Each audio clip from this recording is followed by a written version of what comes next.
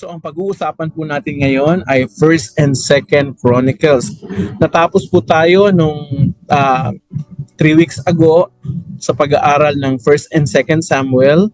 Tapos sinundan po yun ng First and Second Kings. Ngayon naman po ay dadako tayo sa First and Second Chronicles. Pinamagatan po natin itong Remembering God's Faithfulness and Living Faithfully. So that's our study. Alam niyo, marami na tayong napag-aralan dito sa Old Testament, and we are now actually approaching to understanding what happened to the Israelites who eventually rebelled. Dito po sa First and Second Chronicles, we will be able to somewhat like have a review of what happened, pero dito may certain focus, no?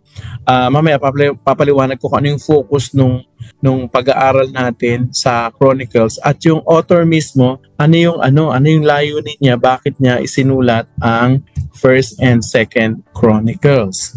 So simulan po natin yan sa authorship. Sino ba ang sumulat ng First and Second Chronicles? Well, basically, walang nakasulat na direktang pangalan. I mean, you cannot find any names in the book itself that claims that he is the author. But traditionally, ang mga Jewish, they believe that it was actually Ezra. Ezra, pare? He was a priest and also scribe. Pinaniniwalaan po ng mga Hudyo, ng mga scholars, that it was actually Ezra who wrote First and Second Chronicles. Kaya makikita niyo po yung Chronicles, First and Second Chronicles, Ezra, Nehemiah, parang magkakarugtong yung kwento nila. Nakuha nyo? They actually share a similar style of writings, vocabulary, and even perspective. Kailan po ito nasulat? Ang First and Second Chronicles po, nasulat po ito after exile. Meaning to say, nung ang mga Israelita ay napatapon sa Babylon, tapos ito na yung time na kung saan bumalik na sila sa Israel, sa Canaan. Nakuha nyo? During the time. So ang event na ito ay most likely daw isinulat noong 450 to 400 BC. 450 to 400 before Christ. And during this time, ito yung time na kung saan si Ezra at si Nehemiah was serving Israel. Nakuha nyo? This was the time where the Jews were coming back to Jerusalem from Babylon and from diaspora. So, ito rin yung time na kung saan nire-rebuild nila o ginagawang muli yung templo at pinapatatag muli ang pananampalataya ng mga Israelita. So, tingnan natin ano yung overview ng First Chronicles. Okay, First Chronicles muna tayo. Ang First Chronicles, basically yung buong libro ng First Chronicle ay nakafocus siya sa paghahari ni David. Makikita nyo, yung paghahari niya actually began with a series of genealogies. Alam nyo, medyo boring. Sa totoo lang, medyo boring basahin, lalo na pag yung mga nagbabasa hindi nila ganong naiintindihan yung significance nung genealogies. Kasi yung genealogies, listahan niya ng mga taong nabuhay, kung sino ang tatay, kung sinong anak, anong lahi, ganyan. So, basically, if you're going to read chapter 1 to chapter 9, it's going to show you that the genealogies, yung listahan ng mga pamilya, ng mga taong nabuhay at kung sino yung mga anak nila, yung angka nila. So, these genealogies actually shows that God is faithful through history. Kasi sinimulan yan kay Adam eh. Kay Adam, papunta kay David, hanggang sa yung mga hari na napatapon sa Babylon. Nakuha nyo? Now, in this book, First Chronicles, ang hina-highlight dyan actually yung pag binasa nyo siya after the genealogies, niya-highlight dyan yung kwento tungkol sa preparation na ginawa ni David para maitatag o ma-construct yung temple. Basically, si David hindi siyang nag-construct, pero he was actually the one who prepared all of the construction materials, even the money, the wealth, the golds, the silvers that are needed so that the temple eventually will be built through his son Solomon. So hina-highlight yun, yung preparation doon. Ang templo kasi ang sentro ng pagsamba. Nakuha nyo? So hina-highlight dyan yung preparation, temple worship, and also the leadership that David has during his reign. Nakuha nyo? Ngayon, sa First Chronicle, binibigyan ng malaking emphasis actually yung templo. So ang pinaka-message dito yung centrality actually. In the book of First Chronicle, you will see the temple and the worship of God is the central message. Babasahin mo yun, tumutuon lahat doon. Nakuha nyo yung paghahanda na ginawa ni David eventually. It actually emphasizes, yung author, ang binigyan ng malaking emphasis, yung templo at kung papaano ang mga tao ay sasamba sa Diyos. That's First Chronicle. Now, ito namang overview ng Second Chronicles. Pagdating sa Second Chronicles, ang kwento naman ay from David, ifinocus ito doon sa mga hari ng Judah. Nakuha nyo? Remember, during the divided kingdom, na pag-aralan natin sa First and Second Kings yan, nung nahati ang kingdom, nahati ito sa Israel, yung 10 tribes, at saka yung Judah. Yung Judah ay 2 tribes lang. Nakuha nyo? Now, dito sa Second Chronicles, ang binibigyan na ng focus ng kwento, yung mga hari ng Judah. At dito, sa Second Chronicles, ang isa sa mga highlights dito, yung construct ni Solomon sa temple. Nakuha nyo? With the emphasis also of the kings that actually followed God. Dito, binigyan ng malaking emphasis yung mga hari na sumunod sa kalooban ng Panginoon. Nakuha nyo? Eventually, it also, in Second Chronicles, you will also see the consequences of unfaithfulness. You will see the story that the people eventually will suffer the consequences of their faithfulness. But at the end of the story, at the end of the chapter, there is actually a hope kasi yung huling-huling chapter, sinasabi doon na yung hari sa lugar na kung saan napatapon sila ay pinababalik na sila. No, meron ng coming back to the promised land. Nakuha nyo? Also, although there are consequences of unfaithfulness at the end of the story of the whole book, there is a pointing of hope in God's mercy. So may pag-asa. So hindi siya natapos actually yung libro na masalimuot, kundi natapos siya sa isang talata na kung saan may malaking pag-asa na ang Israel ay pinapanumbalik ng Panginoon. So that's the overview of First and Second Chronicles. Now, I would like to point out at least 10 trivias ng First and Second Chronicles so that when you read First and Second Chronicles, you have already this mindset, Okay. Ang First and Second Chronicles is actually a same story with different angles. Saan? Same story actually. Yung story na mababasa nyo sa First and Second Chronicles ay mababasa nyo actually yun sa First and Second Samuel. Kung binasa nyo yung First and Second Samuel, tapos basahin mo ang First and Second Chronicles, makikita mo na parang nire-review ka lang, So yung mga story dito sa First and Second Chronicles ay mababasa mo na sa First and Second Samuel and First and Second Kings. Kaya lang, isinulat ito ng author ni Ezra in a very different perspective. Kasi yung mga kwento rito, nakafocus lang siya sa Kingdom of Judah, the Southern Kingdom. Walang kwento rito na makikita ka tungkol sa Northern Kingdom o sa Israel. Nakuha nyo? Tapos yung mga kwento is with the emphasis of the temple and the temple worship. Kung paanong ang mga Israel, ang mga taga-Judah ay sumamba sa Panginoong Diyos o ang mga tinawag ng Panginoon sumamba sa templo. So, number 2 trivia is that just like First and Second Samuel, First and Second Kings, originally, First and Second Chronicle is also one book in the original Hebrew Bible. So, isang libro lang talaga siya. Hindi siya magkahiwalay. Nahiwalay lang siya nung nilipat siya sa Septuagint, yung Greek version ng Old Testament.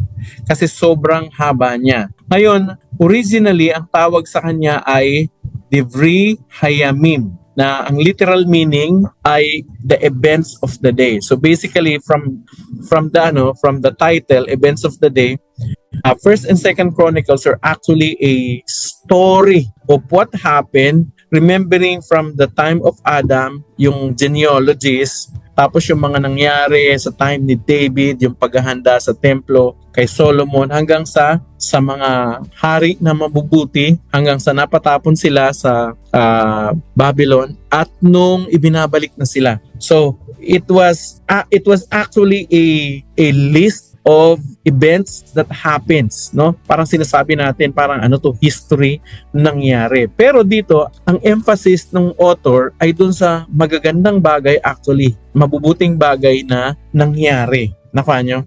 So, pangatlong trivia. Ang First and Second Chronicles were actually the last book of the Hebrew Bible. Sa pagkakaayos ng Hebrew Bible, makikita mo na ang First and Second Chronicles o ang Chronicles ay nasa hulihan ng Old Testament book. Pero sa atin, sa Bible natin ngayon, hindi siya nasa hulihan. Ang nasa hulihan Malakay. Parang nasa gitna siya, di ba?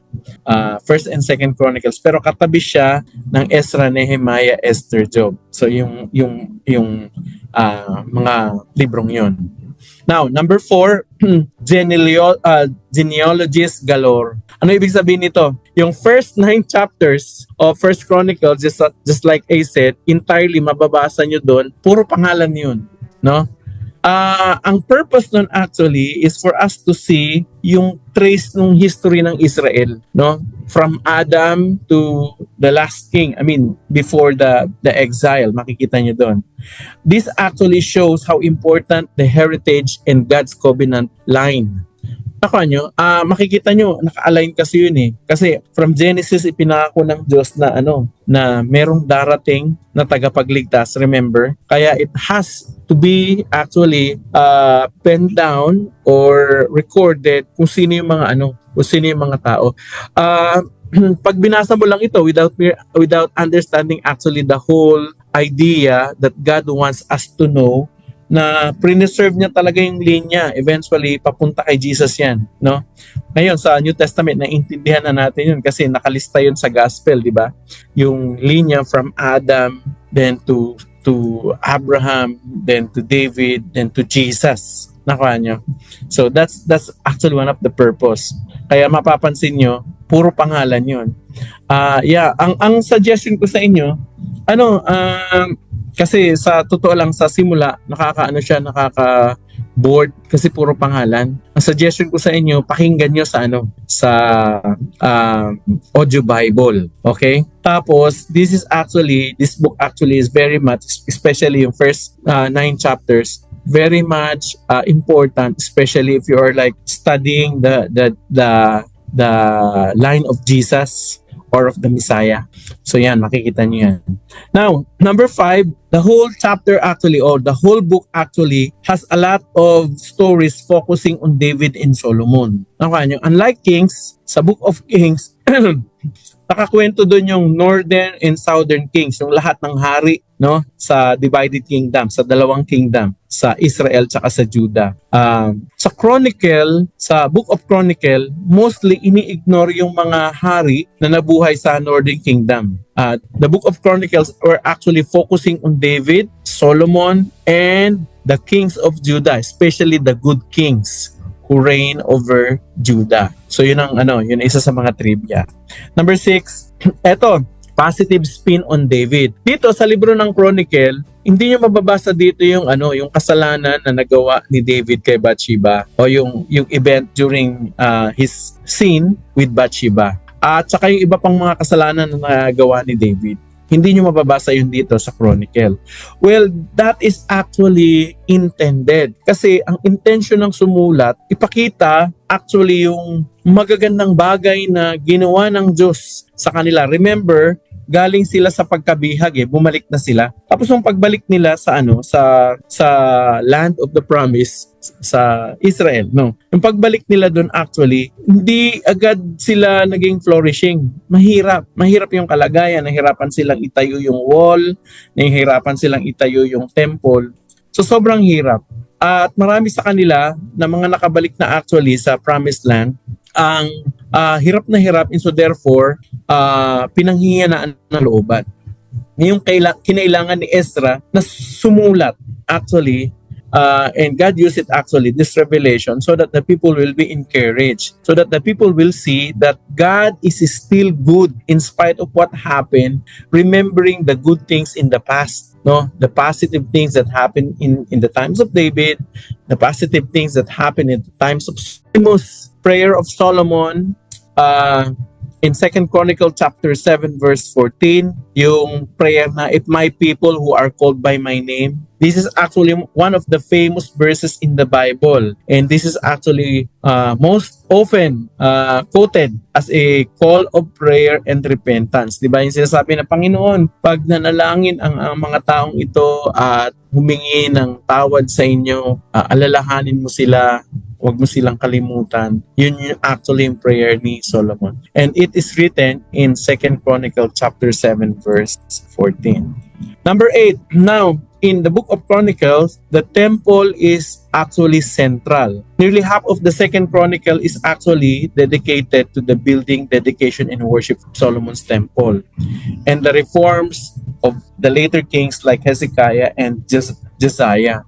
Yung halos kalahati ng 2nd Chronicles, yung chapter nun, naka-dedicate actually kung paano ginawa ang templo, paano dinedicate, paano nag-worship si Solomon and everything, yung mga pinatay nila o na burn offering, and eventually yung mga pagbabago na ginawa ng mga good kings like Hezekiah and Josiah. Number 9, trivia. Well, with all of this story, litaw na litaw yung mercy ni God. God's mercy actually, you will see it litaw na litaw at the end of the book of Chronicles.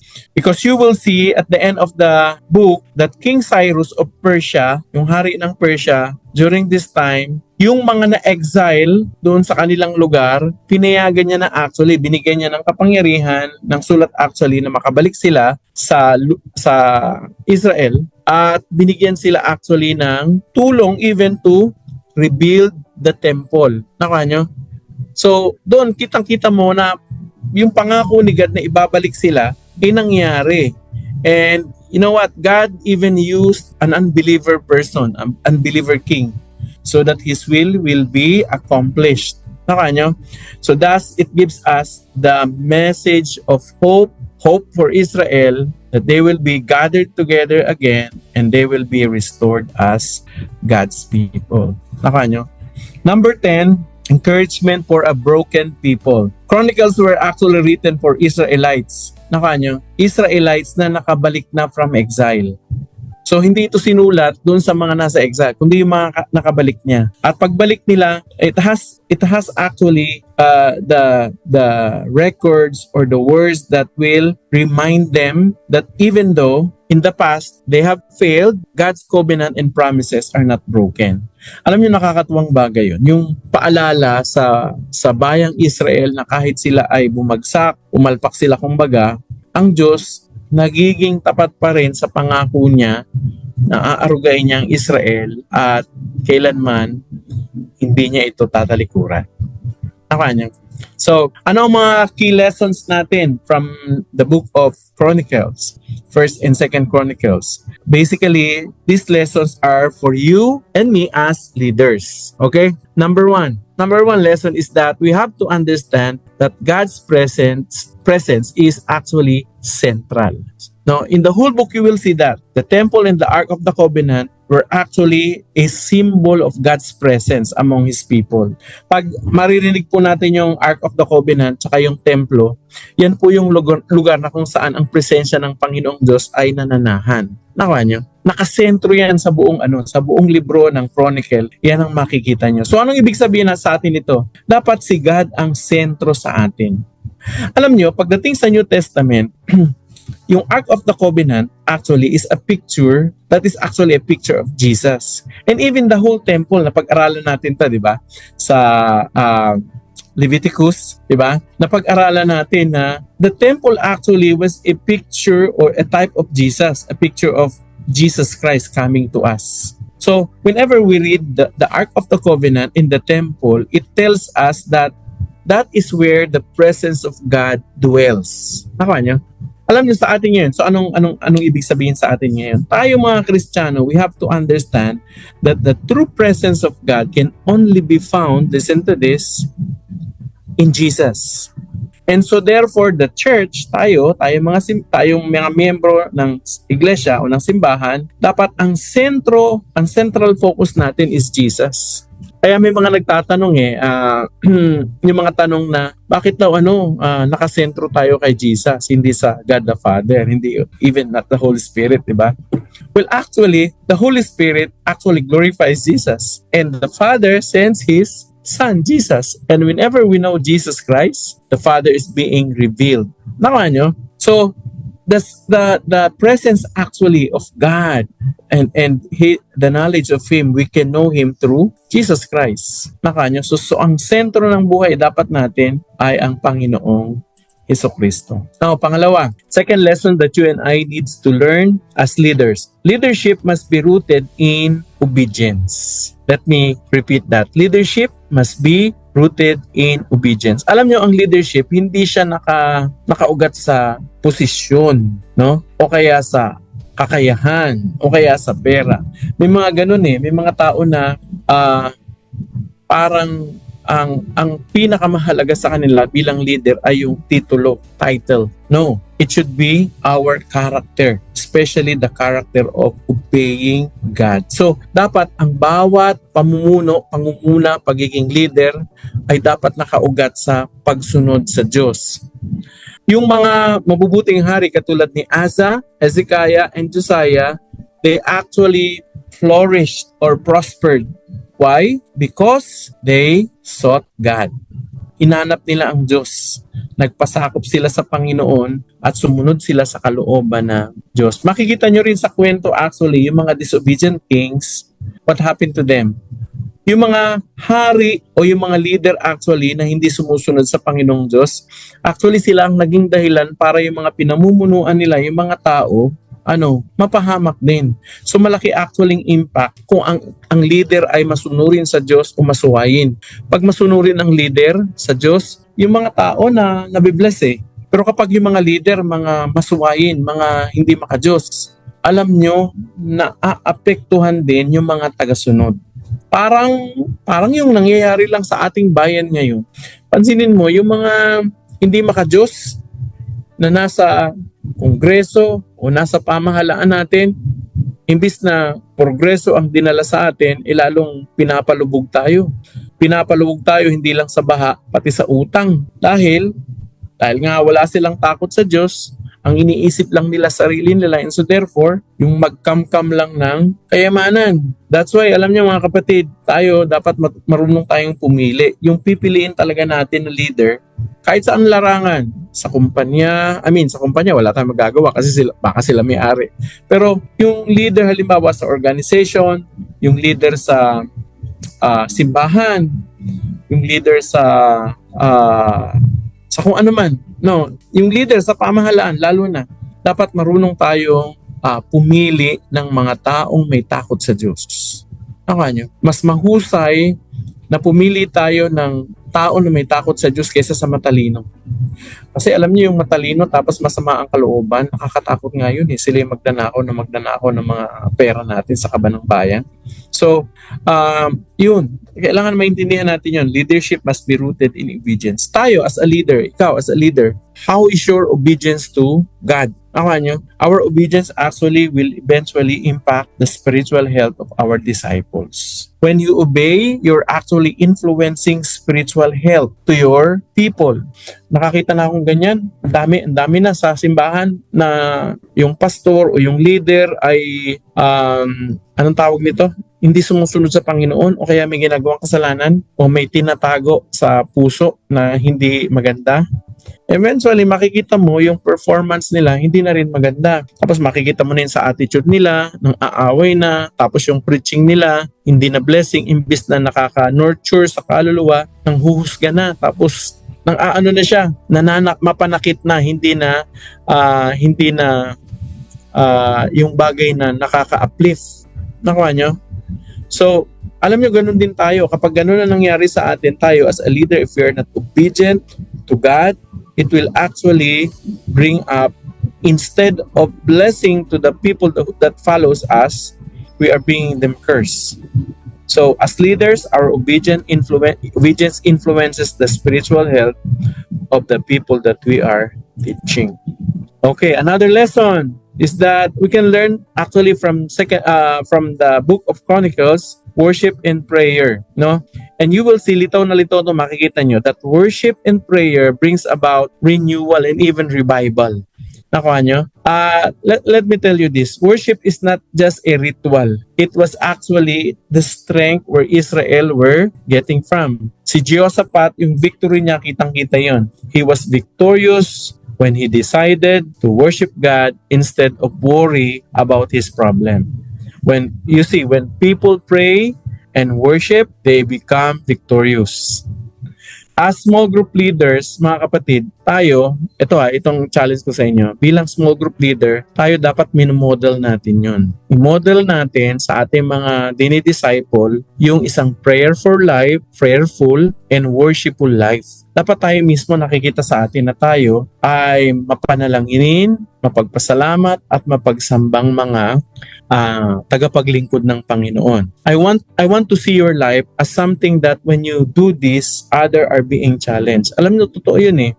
Kapag nakikita ka ng mga tao na ginagawa mo yung tama, nagiging inspirasyon ka eh.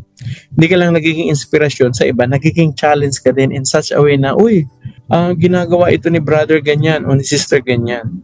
Dahil kayo ang leader nila, they are going to follow you. Itong napansin ko personally sa akin, kapag may mga crisis akong dinaranas, ang naaalala ko actually, hindi yung mga ipinangaral sa akin ng discipler ko eh. Ang mga naaalala ko actually yung papaano kikilos yung discipler ko kapag nasa gantong crisis siya.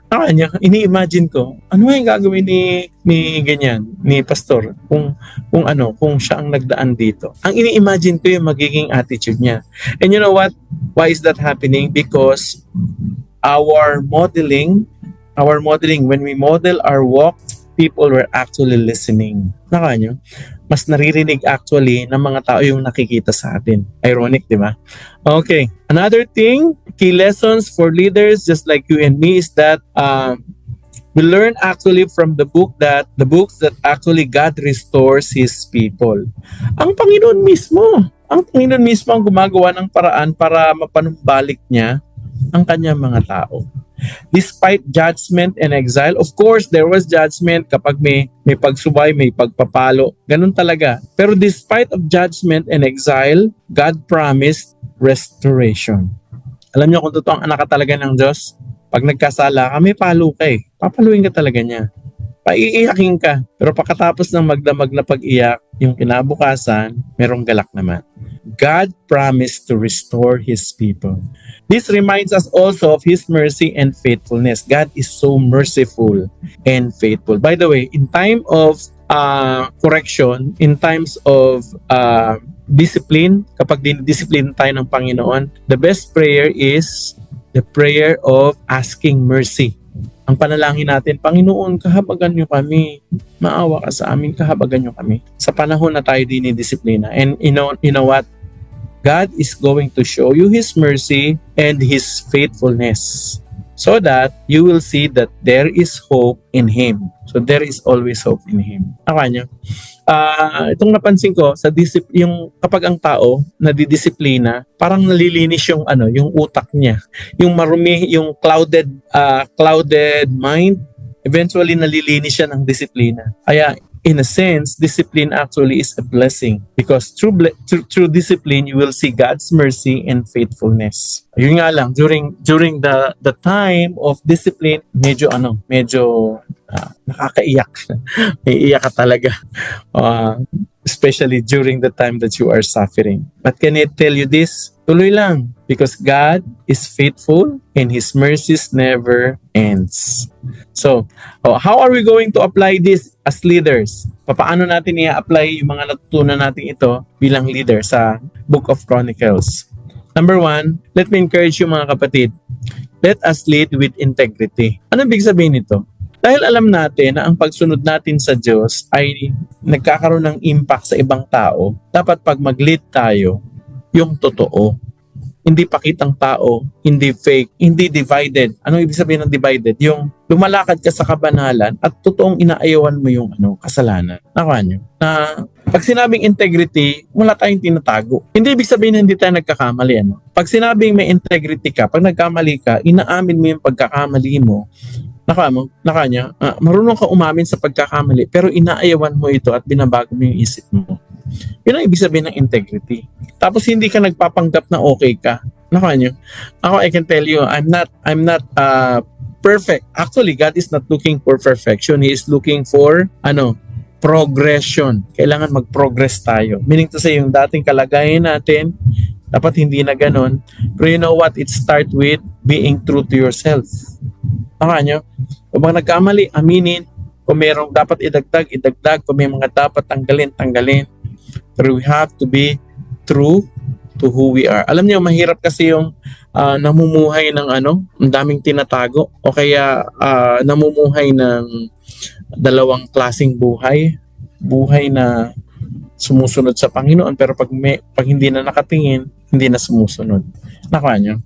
So, let us lead with integrity. Number 2, let us keep Christ at the center of our leadership. Or when you gather as a group, niyo? Halimbawa, mag-iipon-ipon kayo online or even maybe face-to-face or physical. Kailangan nasa isip natin lagi, si Kristo dapat ang sentro ng ating gathering. Let Christ be magnified. Maging sa panalangin natin, sa pagsamba, sa pagbabasa ng Biblia, pag-aaral nito, sa pakikipag-fellowship, Christ should be the center. Niyo? Alam niyo, it is now actually my desire to preach Jesus, to preach the love and salvation of Jesus Christ to the people. And I want Christ glorified in my life. Niyo? So, sa Book of Chronicles, that is actually the one that is teaching us. So, in practical application, dapat si Christ talaga magiging sentro sa buhay natin. Hindi yung galing natin, hindi yung kayahan natin, kasi wala naman yung kung wala si Christ, kundi si Christ. Pangatlo, as practical application, let us encourage hope in God's promises. Meaning to say, ganito, araw-araw may mga problema tayo sa pamilya, yung asawa natin, yung mga anak natin, even yung mga nililid natin. They will come to us with baggages. And you know what? When they start sharing their problem, just allow them to share their problem. But hindi natin dapat sila paaalisin nang wala silang natatanggap na pag-asa. So meaning to say, when you speak, when you preach, when you teach something that people will be encouraged to continue on, to go on, to persevere. Niyo? Dapat sa pagsasalita natin, pakikipag-usap natin, sa pakikipagtalastasan natin, sa pakikitungo natin sa mga tao, tayo yung nagdadala ng pag-asa, hindi discouragement. We ought to give encouragement to God's people. By what? By giving the promises of God. Ewan ko ba may mga taong pag nakausap mo, imbis na ma-encourage ka, nadi-discourage ka lalo. Hindi tayo dapat ganun. Niyo? Evaluate nyo nga sarili nyo. Pag nakikipag-usap ka ba, yung kausap mo ba umaalis ng masaya? Umaalis sila na na-uplift yung kanilang spirit, napasaya mo sila, napalakas, napatatag, na-encourage. Kapag ganun ka, that's actually the work of the Holy Spirit in our lives. And you know what? We are called to doing that. You are called to encourage people and to give hope through God's promises in the Lord Jesus Christ. So when you come to a person who is discouraged and broken, please give them encouragement. And how can you have encouragement? By reading, meditating, applying the Word of God. Alam niyo, bakit mahalaga na tayo ina-apply natin yung mga nababasa natin sa Bible? Para makita natin kung paano kumilos ang Diyos sa buhay natin. Halimbawa, may pangako ang Diyos sa salita niya. Angkinin natin yun, pero hindi lang natin naangkinin, i-apply natin kung anong natutunan natin. Kasi, yung kapangyarihan ng salita ng Diyos, nag-work lang siya kapag sinisimulan na nating i-apply ito sa buhay natin. Bakit mahalaga yun? Kasi pag na-i-apply natin sa buhay natin, tayo mismo napatunayan natin na totoo yung salita ng Diyos. And there's nothing more convincing than sharing your own personal experience to other people. Nyo? Anong pinaka-convincing na pag-i-encourage sa tao kapag yung karanasan natin dahil in-apply natin yung salita ng Diyos at yun ang shinare natin. Sasabihin natin sa kanila, alam mo, itong sinabi sa akin ng Diyos, itong ginawa ko, alam mo, itong nangyari. Nyo? So, I want to see actually my life that whenever I share something, I'm sharing from the side where I experience it. Tama nyo? Although nakaka-encourage din naman na ikwento yung yung buhay ng iba, kung anong nangyari sa kanila. Pero alam nyo, ito na yung prayer ko. Ang prayer ko na yung, Lord, let me experience it so that I will have stories to tell people. Sana ganun din kayo, no? I want you to have your own personal experience and encounter with God so that you will have stories to tell other people. So that whenever they need hope, they will have it from God because you experience it.